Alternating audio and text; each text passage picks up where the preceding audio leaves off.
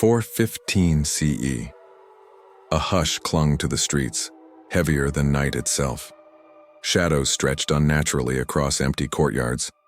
Something invisible lingered in the air, a weight pressing against every door and window. Objects shifted where no hand had touched them. Shelves once overflowing now threatened silence, their secrets trembling under unseen scrutiny. Knowledge trembled in hidden corners. The world held its breath, waiting. Something was coming, something that would not be undone. The air hung thick, scented with dust and the faint smoke of burning oil. Flickering torchlight danced along cold stone walls, casting long, wavering shadows that seemed to reach for those who dared to walk the corridors. Each footstep echoed, hollow and hesitant, as if the halls themselves whispered warnings to intruders. Shelves sagged under the weight of scrolls and codices, their fragile pages trembling with unspoken knowledge. Doors stood closed, some barred, some merely untouched, guarding secrets that had survived generations yet now seemed fragile under unseen pressure. Whispers drifted through the silence, half-heard, questioning, fearful, carrying rumors of unseen eyes and cautious ears. Faces peered from corners, wary, eyes scanning for signs of intrusion or judgment. In every gesture, the tension was palpable. A scholar pausing mid-step, a hand hesitating over parchment, a library holding its breath. The world beyond these walls trembled with unspoken fractures, and the knowledge within seemed suspended between preservation and annihilation. Shadows hovered over truth. Empires rose and fell, their borders etched not only on maps, but in the hearts of those who recorded their stories. Knowledge was both power and peril. In certain cities, libraries had grown vast, their walls heavy with scrolls and codices chronicling philosophy, science, law, and ritual. Yet the greater the collection, the greater the fear, for every page carried truth, and truth could unsettle rulers, priests, and citizens alike. The history of ancient books that were banned or burned begins here, in the shadow of authority, where ink and parchment were fragile shields against suspicion and control. Scholars worked in hushed secrecy, aware that curiosity could be dangerous, that questions might invite scrutiny or worse. Some texts challenged orthodoxies that had held sway for centuries. Others contained knowledge of the natural world, mathematics, medicine, or moral reasoning that could disrupt established hierarchies. These books were not merely objects. They were ideas, potent and combustible, capable of igniting unrest in minds unprepared for change. Fear and reverence coexisted uneasily. Guardians of knowledge, scribes, philosophers, and librarians walked a tightrope, their hands tracing the edges of fragile sheets as though sensing the weight of unseen eyes. Closed doors and locked chests spoke volumes. What could be read might be forbidden tomorrow. What survived today might vanish without warning. Small inconsistencies in decrees, subtle shifts in tone from leaders, and unexplained disappearances of texts all hinted at instability beneath polished facades. The questions lingered unspoken. Which works would endure? Which would vanish into ash or oblivion? What unseen hands determined the line between preservation and destruction? And as the halls remained silent yet heavy with anticipation, it became clear that knowledge itself was under siege. Each scroll and codex held a story of survival, or an unmarked grave in the flames. Shadows hovered longer here, and every whisper of paper seemed to carry the weight of impending catastrophe. A city rose in grandeur, its walls formidable, its streets a testament to order and authority. Its rulers were celebrated for wisdom and might, their reach extending across lands, their decrees shaping both the living and the written word. Libraries gleamed with rows of meticulously catalogued scrolls, the guardians of knowledge reflecting the city's power. Scholars and scribes moved through these halls with reverence, aware that their labor was both valued and monitored. The city was a monument to learning, but also to control. Beneath the surface of pride and stability, cracks formed. Authority was absolute yet fragile, dependent on obedience and the silence of dissent. Ideas that strayed beyond sanctioned boundaries were viewed with suspicion. Even the most celebrated texts could become instruments of unease if interpreted incorrectly or read in the wrong hands. The guardians themselves were caught in a delicate balance: protect knowledge, yet never challenge the mandate of those who wielded power. Foreshadowing whispered through the corridors. Hidden manuscripts hinted at truths that could undermine authority. Secret gatherings of thinkers and scribes hinted at unease, as though the city's strength contained a quiet fragility, waiting to be revealed. Even as the streets bustled with commerce and ritual, the tension lingered in shadows and half-closed doors, in the wary eyes of those who dared read. Every decree, every order, carried the weight of potential catastrophe. The city's reputation for stability belied vulnerabilities, internal rivalries, ideological strictures, and the fear that knowledge could not be contained indefinitely. Within its grand libraries, scrolls waited, trembling, aware that the same hands that catalogued them could one day consign them to ash. And yet the rulers and their enforcers, confident in their dominion, could not foresee the small, quiet sparks of doubt, curiosity, and defiance that would grow into forces capable of toppling even the mightiest halls of learning. In this city of light and shadow, the stage was set. Knowledge gleamed like a fragile treasure, its guardians vigilant but wary, its rulers assured yet blind to the seeds of disruption. The tension was silent but undeniable, a slow drumbeat that foreshadowed the storms to come. Every scroll held potential, every page a threat, and in the quiet corners of the city, the whispers of forbidden texts began to stir, hinting at the confrontation between power and thought that would soon unfold. At first, the changes were subtle, almost imperceptible. A scroll removed from a shelf, replaced by a blank sheet. A scholar instructed to avoid certain topics, his eyes darting as he obeyed. Whispers traveled through the corridors, cautious and low, carrying rumors that no one could confirm. The city's guardians of knowledge sensed a shift, though its full weight remained invisible like the tremor before an earthquake. Decisions were made quietly, edicts issued in shadows. Certain texts were deemed dangerous, not for what they said openly, but for what they suggested, implied, or questioned. At first, the consequences appeared harmless: a reprimand, a warning, a closed library door. Yet small ripples spread through the halls. Scholars hesitated over ink-stained parchment, second-guessing every word they copied or catalogued. Teachers altered lessons, erasing lines that once flowed freely in classrooms. Curiosity became a liability, and fear began to thread its way into daily life. Every 100 words brought a new tension milestone. A manuscript disappears from a private collection, leaving an empty space that seems to echo with absence. A trusted scribe vanishes for days, returning with eyes hollow, hands trembling. A once bustling lecture hall grows quiet, students whispering to each other instead of asking questions. A small rebellion of thought simmers, but it is invisible to the powerful, unnoticed yet potent. Each incident, seemingly isolated, accumulates like kindling piled beneath a dormant flame. Even the physical spaces reflect the unease. Doors remain shut longer than necessary. Shelves groan under the weight of untouched scrolls. Candles burn low in dim corners, casting uncertain light on manuscripts that seem more fragile than ever. Shadows gather at the edges of perception, bending shapes, twisting meaning, and amplifying every sound. Footsteps echo, hesitant as though the halls themselves are holding their breath. Tension mounts in human gestures. A scholar pauses mid-ink stroke, reconsidering a phrase. A librarian's hand hovers over a stack of forbidden texts, fingers shaking, aware that discovery could mean ruin. Eyes meet in silent communication, sharing understanding without words. Fear and duty coexist uneasily, each amplifying the other. Even as the city presents its facade of order and stability, the undercurrent of dread grows stronger. By the end of this phase, unease dominates. Nothing has exploded into chaos yet the pressure is undeniable. The small warnings, the quiet removals, the vanished scrolls, each is a signal of what is to come.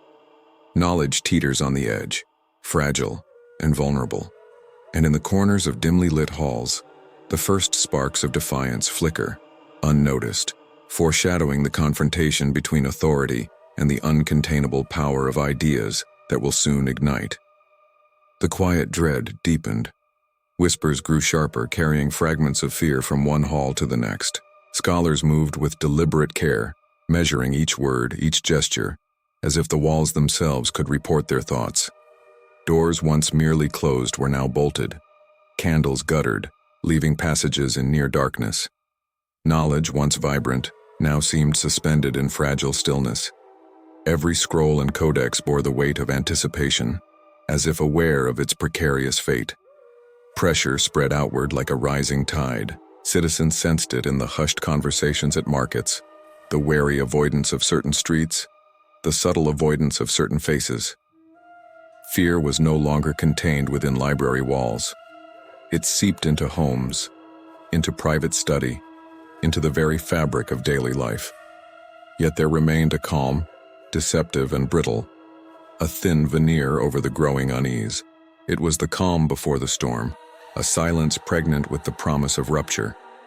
Tension milestones punctuate the days. A manuscript mysteriously vanishes from the archives. A teacher's lecture is abruptly halted by a visitor with the authority to silence. A trusted scribe whispers of instructions delivered in secret, warning of impending removal or destruction. Small signs compound unease. Faint scorch marks on parchment, subtle rearrangements of shelves, the subtle disappearance of once common symbols or diagrams. Every act, small in isolation, begins to converge into a pattern, an invisible hand shaping the destiny of knowledge. Internal fractures grow more pronounced. Scholars and guardians of texts glance at each other with suspicion, loyalty wavering. Hidden discussions, secret annotations, and clandestine copying occur under the weight of constant vigilance. Even within the ruling authority, cracks form.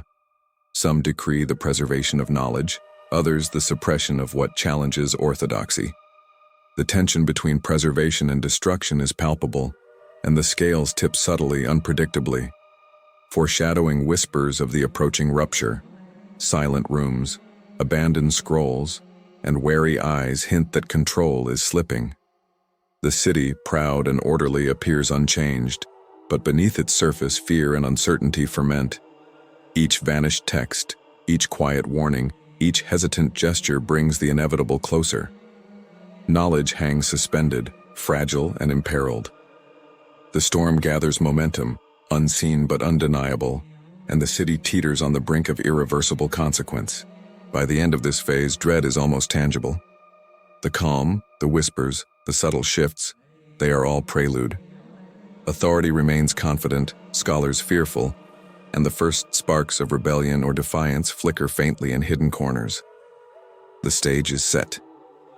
The confrontation between power and thought, between control and the indomitable force of knowledge, is approaching. And with it, the world will soon change in ways that cannot be undone. It came without warning, though the signs had long been whispered. A single act, deliberate and final, shattered the fragile equilibrium. Flames consumed shelves that had stood for centuries, devouring scrolls and codices in a roar of fire and smoke. The air filled with acrid heat and the scent of burning knowledge, a smoke that clawed at eyes and lungs, forcing those who watched to recoil. Silence followed the first crackle of flame, heavy and absolute, broken only by hurried footsteps and the panicked shouts of those who realized too late the scale of destruction. The city's guardians of knowledge froze in disbelief. Hands hovered over charred remains, ink-stained fingers brushing ash, as the weight of loss pressed down with unbearable force. Scholars fell to knees, staring at empty spaces where ideas had once lived, their minds struggling to comprehend what could not be restored. In that moment, the balance shifted. Authority's power was absolute, but fragile, now exposed for all to see. Shock spread through the streets. Citizens who had whispered in fear now gasped openly, eyes wide at the scale of the event. A sense of irrevocability hung over every corner. This was no mere act of censorship or removal. It was annihilation. Knowledge, fragile and irreplaceable, had been struck a blow from which it could not fully recover. Even those responsible felt the tremor of consequence. The fire illuminated faces twisted by conviction and fear alike. Some recoiled at their own actions, others hardened, convinced in the righteousness of suppression. But the act, irreversible and monumental, marked the point of no return. Everything had changed. The quiet tension that had haunted corridors for months erupted into visible devastation. From the ashes, a stark truth emerged. Control over ideas is never absolute. Every scroll destroyed, every text burned, left gaps in memory and understanding, leaving questions that would linger for generations. The turning point had arrived, sudden, devastating, and undeniable. And in that instant, the city, and all who revered its libraries, stood witness to the consequences of fear, wielded against knowledge, a warning whispered through smoke, silence, and shadow. The city never recovered the rhythm it once knew. Where once corridors thrummed with quiet study, there was now only echoing emptiness. Smoke lingered for days, curling in stubborn spirals that carried with it the memory of what had been lost. Ash settled on empty shelves and scorched parchment, a mute witness to the obliteration of centuries of thought. Scholars wandered aimlessly, their eyes hollow, hands trembling over fragments that survived, and whispers of what once was flickered like dying embers. Knowledge had been reduced to fragments, and the weight of absence was unbearable. The collapse came in stages, each more harrowing than the last. First, the libraries themselves fell silent. Teachers abandoned classrooms, wary of scrutiny and accusation.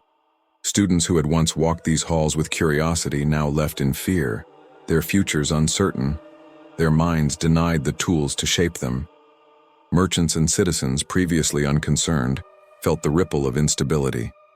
Rumors of what had been lost spread faster than truth could contain, and with them, panic and suspicion. Doors remained closed, bolts fastened, and every empty corridor felt like a tomb echoing with unspoken despair. The human toll grew. Scholars exiled themselves to distant regions, carrying fragments of texts that might survive or might perish along the way. Families divided, torn between loyalty to authority and allegiance to ideas. Quiet suicides, hidden in corners, left notes that spoke of loss too deep for words. Fear became second nature, caution, instinct. Each act of survival carried the shadow of guilt, for the knowledge saved was only a fragment, a reminder of what had been destroyed. Libraries that once stood as monuments of learning now lay in ruin. Roofs sagged under the weight of neglect. Scrolls dampened and warped, ink faded beyond legibility. Even those who had opposed destruction felt its sting, knowing that preservation had failed. The streets themselves seemed altered, hushed under the burden of collective loss. Candles burned lower, the light weak and uncertain, as if aware of the fragility surrounding it. Shadows gathered more densely, stretching across walls and floors, wrapping every corner in quiet menace.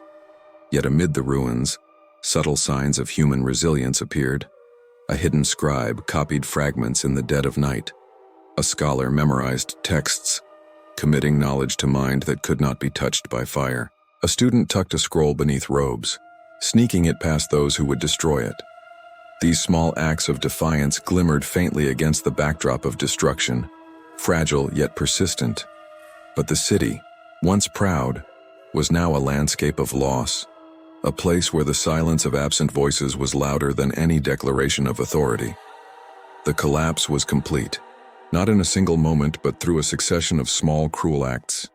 Edicts, fear, hesitation, fire, that compounded into irreversible ruin.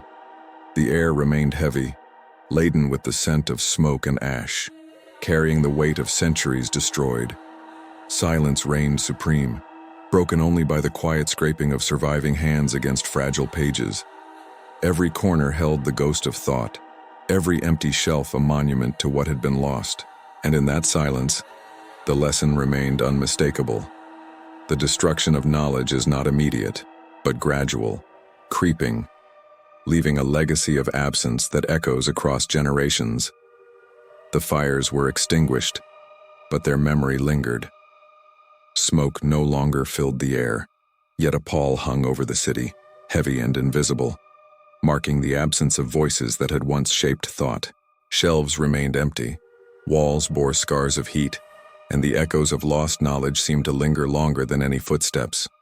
What survived did so in fragments, scattered, hidden, incomplete, a testament to what could endure against overwhelming odds.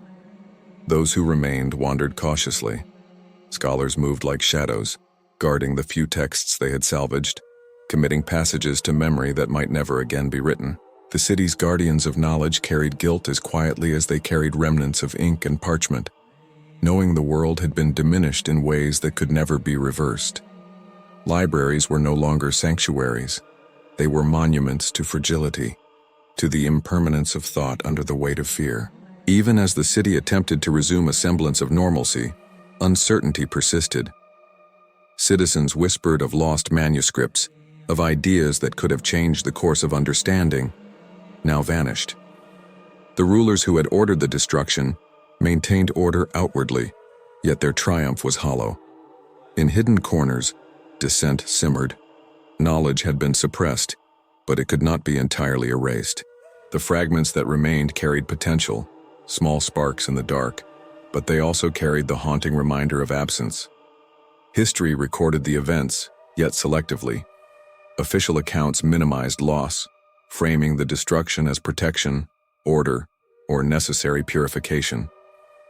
Yet in scattered notes, surviving texts, and the memories of those who had witnessed the flames, a different story persisted. Questions remained unanswered. How much was lost? What wisdom would never return? Which voices had been silenced forever? The city endured physically, but the intellectual landscape was fractured, its silence speaking louder than any celebration of survival. In this aftermath, the tension shifted from immediate threat to lingering uncertainty. The absence of knowledge weighed as heavily as its presence once had. Shadows clung longer to halls and alleys.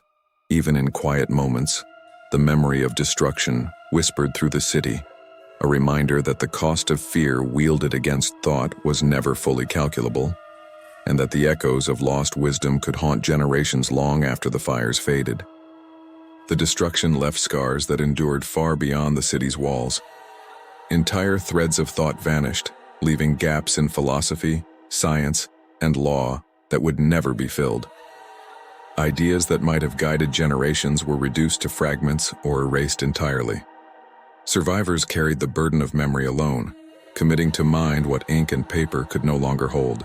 Knowledge became both precious and dangerous, a double-edged inheritance that demanded caution. Official histories told a different story.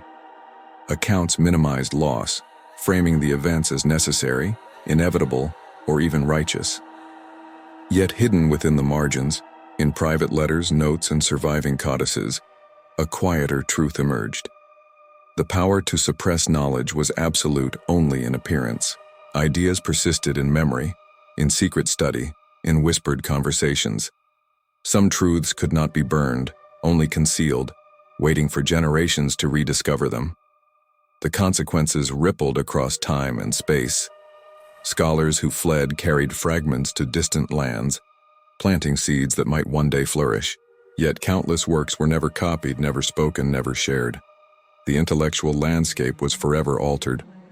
Questions of what could have been remained unanswered.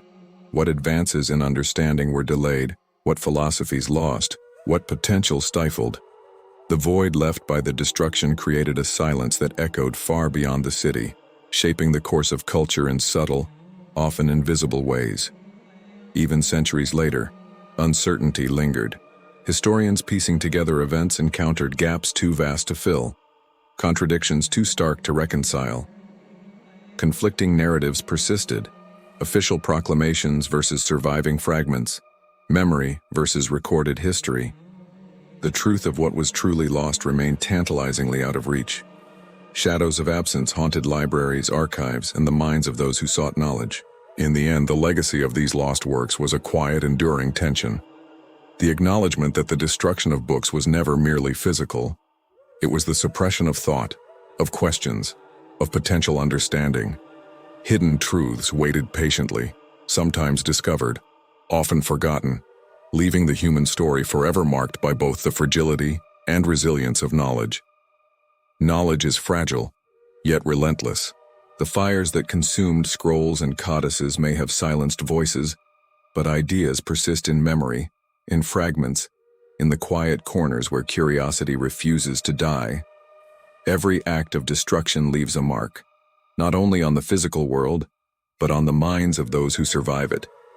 The weight of absence lingers longer than any presence, shaping perception, limiting understanding, and yet also inspiring perseverance. Across centuries, the pattern repeats. Power seeks to suppress, to control, to determine which ideas may live and which must die. Yet human thought is indomitable, slipping through cracks, carried in whispers, in secret copying, in memory alone.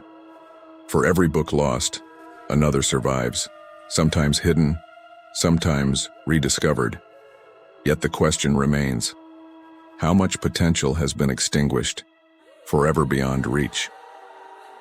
In the quiet aftermath, the world holds its breath. Empty shelves, charred parchment, and fractured memory serve as monuments not to knowledge alone, but to the tension between fear and curiosity, control and freedom. The story of books burned, of ideas silenced, leaves no simple lesson, only reflection. Humanity's grasp on understanding is fleeting yet enduring, fragile yet persistent. And as shadows lengthen over libraries, halls, and streets, the mind wonders: what wisdom was lost? What questions remain unanswered?